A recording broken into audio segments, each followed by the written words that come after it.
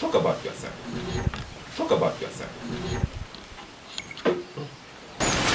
People like to reference son of a president. Yes. Yeah. I was born son of a president. True. But before my 5th year, I had been in jail and I was also in exile.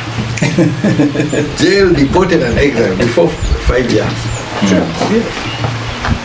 You've seen this picture where the interview where they say, The border. no. What is your name? Jim Akena. I'm Akena with my mother. What you don't see in that picture are the soldiers. There are pictures which you see there, the soldiers are there permanent. So, I appreciate my mother much more these days on understanding what she was going through. As a young lady, things or whatever, but what people don't see, like press will be there, they'll go. When you go, what happens? The soldiers remain. They stayed there. Okay. So, before my 5th birthday, I'm a refugee. Refugee life was not easy. That was 9 years. Came back, before my 18th birthday, I'm a refugee again. I would appreciate you put dates and years to that. When the soldiers were asking you who is Akena, when you became a refugee, if you could put... That is 71. Yes, I would love January 71 was when the coup happened. In September of 71, that was when I would have been 4. So the time when they asked what's your name, Akena, and that Akena was 3 years old. 3 years old, yeah. 3.5 years. Returned to Uganda at 13. Went to Namasagali briefly, then I went to school in Kenya. Before my 18th birthday, I'm a refugee again.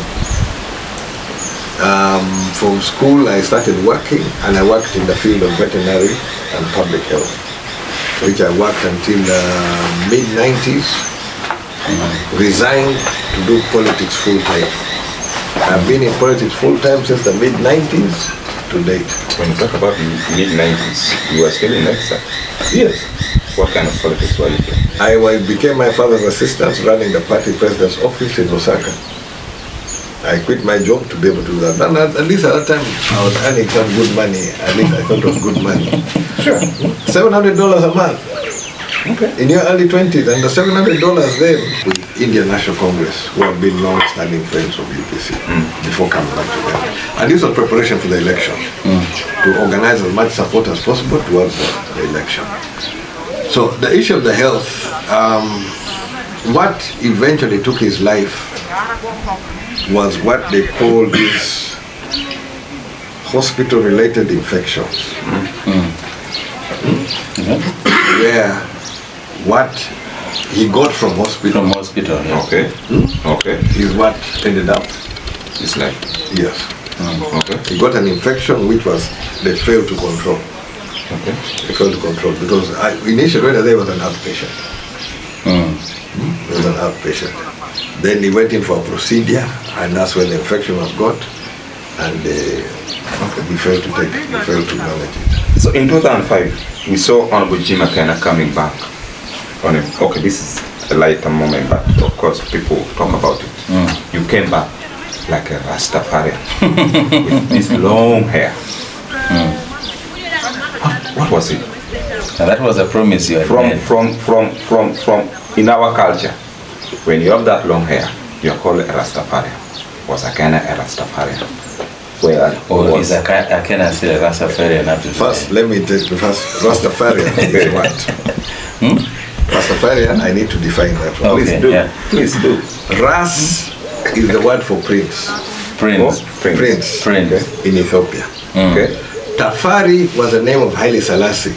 Okay. He was Prince Tafari before he became Haile Selassie when he ascended to the throne. Yeah. So the Rastafarians are looking towards this prince who is supposed to be a descendant of Solomon. You heard of the Queen of Sheba who went to visit Solomon for the wisdom? Yes. She was supposed to come back also with a baby. and there's a lineage which follows. So there are those who trace it. And the father should be able to tell us that. There are those who trace it yes. to that direction. Yeah. I mean, also in language, many languages translate our origins from Abyssinia. Yes. Abyssinia, yes. Yes. There's a lot of stories. Take care thing. But my case, the 1995 Constitution brought in something under Article 269 which was totally unpalatable as far as I'm concerned. Remind us about it. That is the one, they've changed it now, but it's the one which denied parties the right to open branch offices, the right to field candidates, the right to hold delegates conference, the right to come up with policies. All of those were removed in Article 269. The right to mobilize resources. Everything. Yeah. You are only now allowed to exist in headquarters, and that is it. For me, that was against democracy. So when the 95 Constitution was passed, in October of 1995, I vowed not to cut my hair. On the 8th of October. I vowed not to cut my hair. But the effective date was in December, because I was on a lineup of somebody who was getting married in December. He's a lecturer here in Lira now. Peter Ocheng. He's been lecturing in the All States University, Lira University. I was on his lineup. And Peter Ocheng is somebody who is always smart, everything is okay. I could not go. So my effective date of stopping the cut was December of 1995. I did not cut because of this Prince Tafari, who as far as I know is dead. The person who I worship is Jesus. Yeah. The only one who has conquered the grave is the one I can worship. A fellow man like me who will die and rot like me, I will not worship. So I'm not a worshipper of Prince Tafari. I worship Christ. Yes. But I stopped cutting my hair because of a vow I made, which is a biblical vow on the book of Numbers. A vow of a Nazarite. When you make a vow of Nazarite, you don't cut your hair. The most famous Nazarite in the Bible is Samson. And of course, if the issue is around the hair and the like, but it's a Nazarite. If you look at Numbers chapter 6, it gives you the parameters of the vow of a Nazarite. So in the years when I was growing my hair, there was no alcohol. There was also not to come into contact with a dead body. When my father was passing, I was there. I held him until he passed. According to the vow of a Nazarite, you're supposed to shave your head after that happened. Within a specified period. But it took us 2 weeks from when he passed to burial. Also, traditionally, often when you lose somebody of such importance, you shave your head. True. 3 days after my father was buried, I shaved my head. But just before I shaved my head, I registered in Lira. That is why if you look at my voter ID of that 2006, I still had the long hair. The long hair. Immediately after that one, the next day was when we shaved. We had prayers at the grave.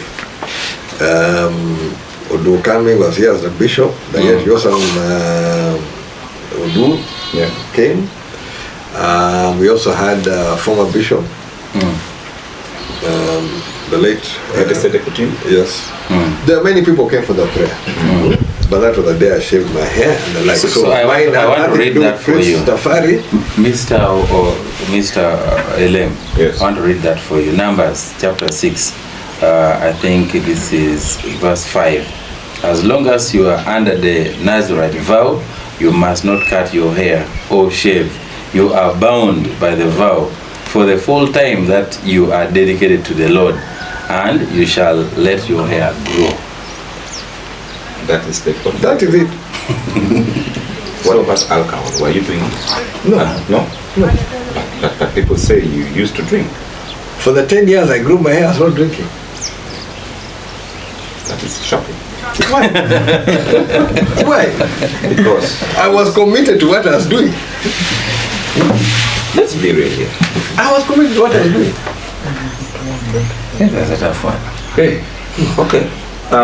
Can we take a cup, drink water, you breathe? Thank you very much. All right. The man was dying. He's right.